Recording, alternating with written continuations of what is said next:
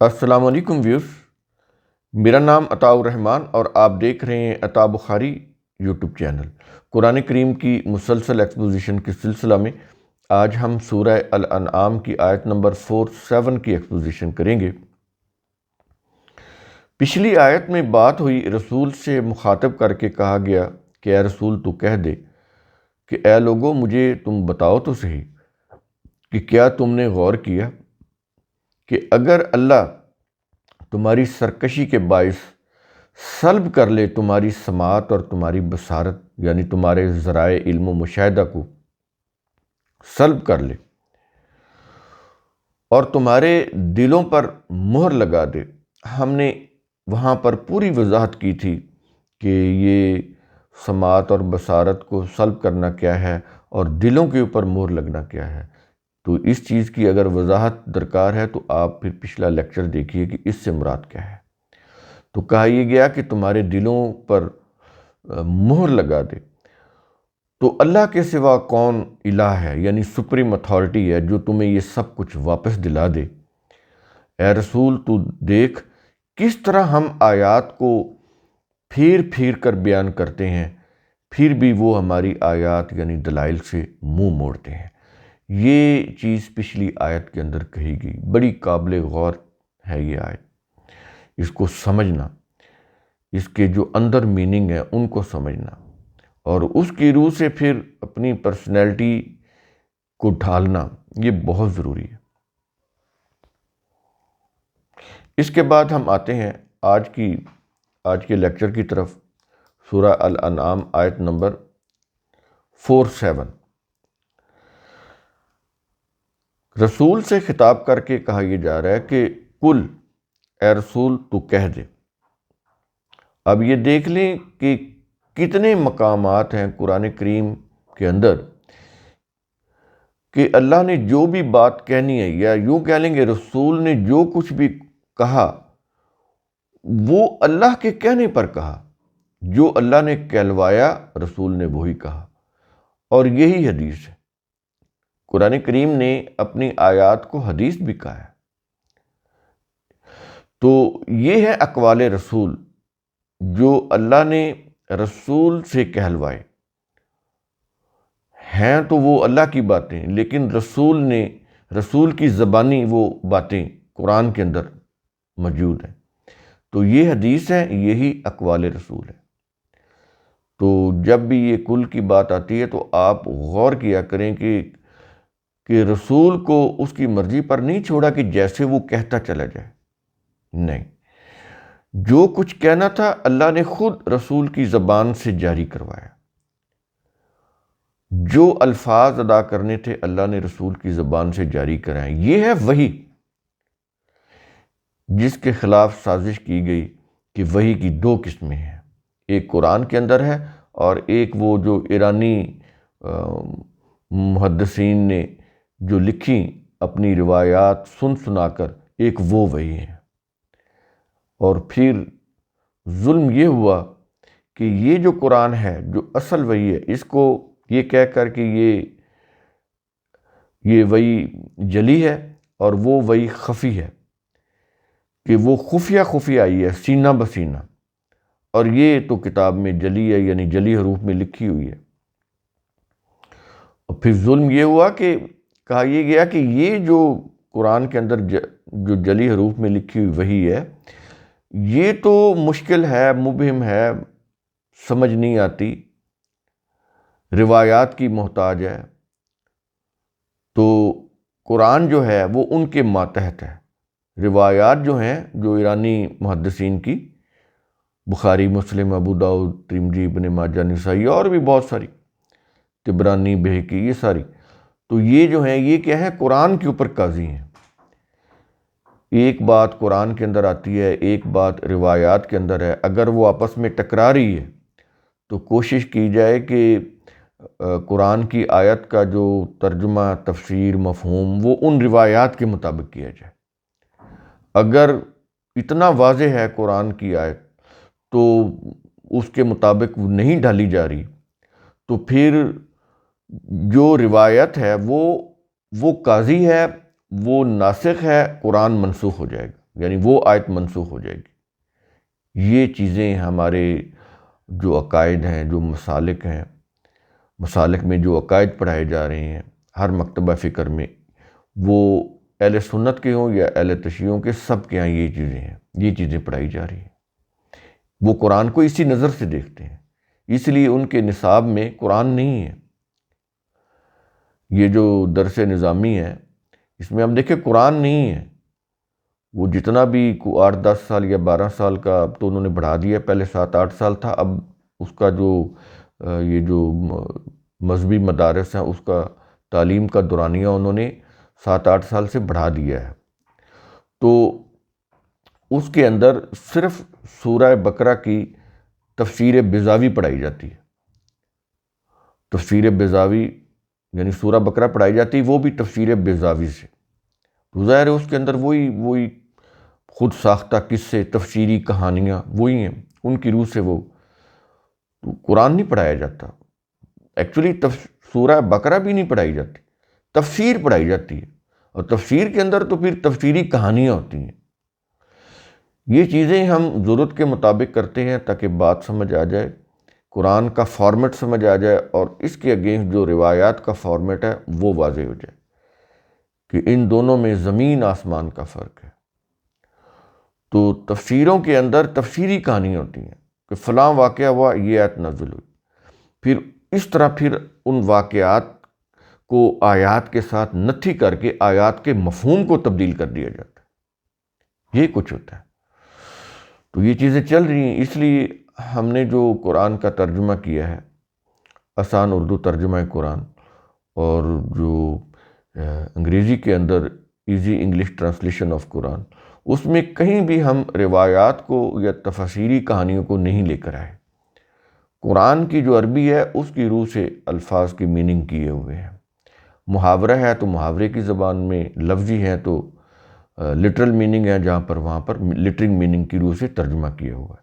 تو یہ چیز شروع میں، اس لیکچر کے شروع میں ہم نے وضاحت کی، اور یہ گاہے بگاہے ہم وضاحت کرتے رہتے ہیں تاکہ چیزیں سمجھ آئیں، کسی کے اوپر تنقید کرنے کے لیے نہیں، صرف سمجھنے کے لیے۔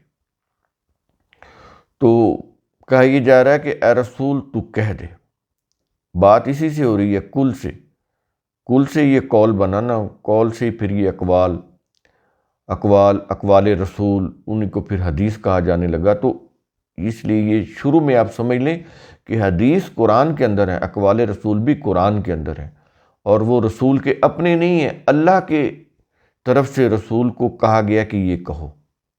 یہ بڑا فرق ہوتا ہے۔ وحی کے معاملے میں رسول بھی، کوئی رسول بھی یہ آزادی نہیں رکھتے تھے کہ وہ جو چاہیں کہتے چلے جائیں۔ وہ وہی کہتے تھے جو ان کو وحی کیا جاتا تھا، وہ کتاب میں محفوظ کر دیا اللہ نے، پچھلے انبیاء کی باتیں بھی اور آخری نبی محمد صلی اللہ علیہ وسلم کی باتیں محفوظ کر دی۔ اب یہی ہمارے لیے حدیث ہے، یہی ہمارے لیے اقوال رسول ہے، یہی ہمارے لیے دین کی بنیاد ہے۔ دین کی بنیاد قرآن ہے، روایات نہیں، مذہب نہیں۔ تو یہ چیزیں سمجھ لیں آپ شروع میں۔ تو اے رسول تو کہہ دے، کیا یہ رہا کہ ارأیتم، اے لوگو مجھے بتاؤ تو صحیح، کیا تم نے دیکھا؟ اب یہ ارأیتم، یہ غور کرنا ہوتا ہے، مشاہدہ کرنا ہوتا ہے، اس کے لیے یہ لفظ استعمال کر رہا ہے قرآن کریم، کہ صرف دیکھنا ہی، دیکھنا کافی نہیں ہے، دیکھنا ہے مشاہدہ کی نظر سے۔ آپ چلے جا رہے ہیں، آپ نے کوئی چیز دیکھی، فار ایگزامپل آپ گزر رہے ہیں کسی سڑک کے اوپر، آپ نے دائیں بائیں لگے ہوئے درخت دیکھے، آپ دیکھتے چلے جا رہے ہیں، ٹھیک ہے، وہ آپ کو حسین لگ رہے ہیں، آپ کو آکسیجن بھی مل رہی ہے، چھاؤں بھی مل رہی ہے، دیکھنے میں بڑی خوبصورت بھی لگ رہے ہیں، لیکن دیکھنا یہ ہے کہ یہ درخت کیسے بنے، ان کے پتوں کے اندر کیسے خوراک ذخیرہ ہوتی ہے، تو کس طرح یہ آکسیجن کو چھوڑتے ہیں، کس طرح یہ کاربن ڈائی آکسائڈ کو جذب کرتے ہیں۔ پتوں کے وہ جو آپ دیکھیں نا، پتے کو الٹا کر کے اس کے پیچھے لائنز لگی ہوتی ہیں، وہ خوراک کی نالیاں ہوتی ہیں، یہ کیسے بنی، کیسے روٹس کے ذریعے سے خوراک تنے میں آتی ہے، تنے سے پھر آگے وہ ٹہنیوں میں جاتی ہے، ٹہنیوں سے آگے وہ پتوں میں جاتی ہیں، پھر پتوں میں وہ فوٹو سنتھیسس، سورج کی روشنی میں فوٹو سنتھیسس کا عمل ہوتا ہے، سورج کی روشنی میں پتے جو ہیں وہ اپنی خوراک تیار کرتے ہیں، پھر اس کو ریگولیٹ کرتے ہیں، وہ جو ضرورت کی جتنی ہوتی ہے خوراک وہ حاصل کر لیتے ہیں، باقی کو ذخیرہ کر لیتے ہیں۔ اگر پھلدار پودا ہے تو درخت ہے تو وہ جو اس گلوکوز ساری اس کے اندر ساری غذائی اجزاء ہوتے ہیں نا، وہ گلوکوز ہوتا ہے، وہ پھر پھل تک پہنچاتے ہیں، اس سے وہ پھر پھل ڈیولپ ہوتا ہے، وہ پھل پھر ہم کھاتے ہیں۔ غور کیا یہ چیزیں، یہ ہوتا ہے آرائٹ، یہ ہوتا ہے کہ خالی دیکھنا نہیں بلکہ مشاہدہ کرنا چیزوں کو۔ قرآن کریم اس طرح سے باتوں کو سمجھاتا ہے کہ کیا تم نے غور کیا؟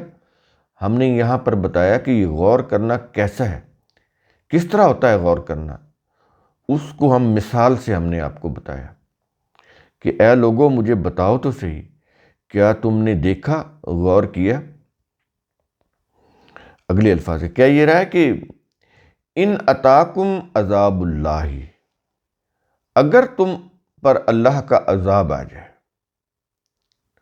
تو کہتا ہے اب اس کے اوپر کبھی تم نے غور کیا کہ جب تم پر اللہ کا عذاب آتا ہے، یعنی کسی بھی قوم کے اوپر جب اللہ کا عذاب آ جائے، اور اس عذاب کی یہاں پر دو کیفیات بتائی جا رہی ہیں، دو طرح کا عذاب ہے، اس کے لیے دو لفظ استعمال ہو رہے ہیں۔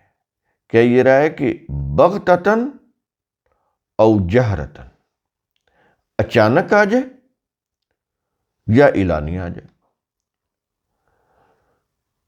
عذاب دو طرح کے، ایک تو یک لخت آتا ہے عذاب، اچانک، کسی کے وہم و گمان میں بھی نہیں ہوتا، تو وہ اچانک آ جاتا ہے، سنبھلنے کا موقع بھی نہیں ملتا۔ ایک وہ عذاب ہے جو اعلانیہ آ جائے، یعنی ایسے حالات پیدا ہو جائیں کہ وہ اس کے آثار سے پتہ چل جائے کہ عذاب جو ہے وہ آ رہا ہے، کوئی طوفان آنے والا ہو، کوئی خبر پیشگی مل جائے کہ طوفان آ رہا ہے، یا کوئی دشمن ملک ہے وہ حملہ کرنے والا ہے، وہ اعلان کر دے کہ بستیاں خالی کر دو، سیلاب آ جائے، تو وہ جو نیچرل ڈیزاسٹر کے ادارے ہیں وہ خبردار کر دیں کہ یہ علاقہ چھوڑ دیں، تو یہ اعلانیہ عذاب ہو گیا نا، کوئی بھی شکل ہو سکتی ہے اس کی۔ تو کہتا ہے اچانک آ جائے یا اعلانیہ آ جائے، تو کہہ یہ رہا ہے کہ اگلے الفاظ ہے، ہل یہلکو، کیا ہلاک کیے جائیں گے؟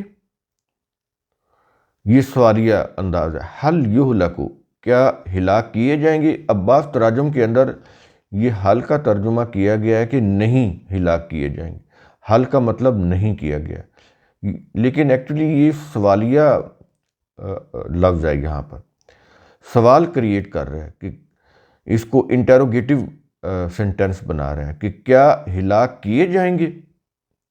کون؟ آیت کے آخر میں کیا یہ رہا ہے، الا القوم الظالمون، ظالمین کی قوم کے سوا کوئی اور کیا ہلاک کیے جائیں گے؟ تو کہتا ہے غور کرو، اس کے اوپر غور کرا رہا ہے، عذاب اچانک آ جائے یا اعلانیہ آ جائے، تو کہتا ہے کہ غور کرو کہ کیا ہلاک کیے جائیں گے؟ کیا صرف ظالمین ہلاک کیے جائیں گے؟ کہتا ہے غور کرو۔ یہاں پر وہ توجہ دلا رہا ہے، اس میں یہ ایک میننگ بھی آ جاتے ہیں۔ دیکھیں فار ایگزامپل عذاب آیا، عذاب جو آتا ہے یہاں پر یہ بھی چیز سمجھ لیں کہ وہ اللہ اپنی طرف سے عذاب نازل نہیں کرتا کسی قوم کے اوپر، انسان خود کچھ ایسا غلط کام کرتے ہیں کہ عذاب آ جاتا ہے، اس کو ہم ایک مثال سے سمجھتے ہیں۔ مثال کے طور پر کوئی قوم ہے، شہر کے لوگ ہیں یا بستی کے لوگ ہیں، وہ نشیب میں ہیں، وہ شراب آتے رہتے ہیں، وہ بند نہیں باندھتے۔ اچھا، جب وہ بند نہیں باندھتے ان کو کہا بھی جا رہا ہے کہ بند باندھو سیلاب آنے والا ہے، لیکن وہ بند نہیں باندھتے۔ اب اس بستی کے اندر فار ایگزامپل کوئی 5 یا 10، مثال کے طور پر اگر وہاں پر 10,000 لوگ رہتے ہیں اس بستی میں، اس 10,000 میں سے کوئی 2-3 لوگ اگر بند باندھنے لگ جائیں تو وہ بند نہیں باندھ سکتے۔ اس کے لیے ایک معقول، ایک مناسب تعداد چاہیے لوگوں کی۔ اگر تو وہاں پر ایک اچھی خاصی تعداد لوگوں کی اکٹھی ہو جائے اور بند باندھ لے، بند باندھنے میں کامیاب ہو جائے، تو جو لوگ پیچھے بیٹھے ہیں جنہوں نے بند نہیں بھی باندھا تو وہ بھی بچ جائیں گے، اور جنہوں نے بند باندھا ہے وہ بھی بچ جائیں گے۔ لیکن اگر صرف چند ایک لوگ وہاں سے نکلے ہیں اور وہ کام کر ہی نہیں سکتے، بند باندھ ہی نہیں سکتے، تو اس میں جب سیلاب آئے گا اس بستی میں تو وہ جو بند باندھنے والے جو اکا دکا لوگ ہیں وہ بھی، اور جو نہیں باندھ رہے ہیں وہ بھی، وہ تو سب جائیں گے۔ تو یہاں پر یہ چیز سمجھ لیں، جو نہیں باندھ رہے ہیں وہ ظالم ہیں، کہ جو کام انہیں کرنا چاہیے، ظلم کے معنی یہی ہے کہ جو چیز جہاں پر ہے اس کو وہیں پر رکھنا، اس کو اس کے مقام سے نہ بلند کیا جائے نہ اس کے مقام سے نیچے گرایا جائے۔ تو کرنا تو یہ چاہیے تھا نا کہ سب کو بند باندھنے چاہیے تھے، یا ایک بھاری تعداد کو بند باندھنے چاہیے تھے، لیکن وہ تعداد نہیں کھڑی ہوئی۔ اکا دکا لوگ کھڑے ہوئے، یا بالکل نہیں کھڑے ہوئے تو اکا دکا لوگ کھڑے ہوئے، تو اس سے تو وہ بند نہیں باندھ سکے، اس میں کامیاب نہیں ہو سکے۔ تو جب سیلاب آئے گا تو اس میں وہ لوگ بھی جائیں گے جنہوں نے بند باندھا، کیونکہ وہ تھوڑے تھے، ان کی کوششیں کامیاب نہیں ہو سکیں، اور جنہوں نے نہیں باندھا وہ تو تھے ہی مجرم، ظالم۔ تو یہ سب لوگ ہی اس کے اندر بہہ جائیں گے، تباہ ہو جائیں گے، ان کی بستی جو ہے وہ تباہ ہو جائے گی، ان کے مال مویشی، ان کے گھر تباہ ہو جائیں گے۔ یہ ایک مثال ہے سمجھانے کے لیے۔ کہنے کا مقصد یہ ہے کہ معاشرے کے اندر اگر امن عافیت چاہتے ہیں تو لوگوں کی میجورٹی جو ہے وہ صحیح کام کرنے والی ہو۔ اگر میجورٹی جو ہے وہ صحیح کام کرنے والی نہیں ہے، اکا دکا لوگ ہیں، تو اس میں تو وہ پھر پوری جو بستی ہے، پورا جو کمیونٹی ہے وہ ساری تباہ ہو جائے گی۔ اس میں جو چند ایک جو لوگ ہیں، چند ایک لوگ، کیونکہ ان کی طاقت بہت تھوڑی ہے اس لیے وہ کچھ نہیں کر سکیں گے۔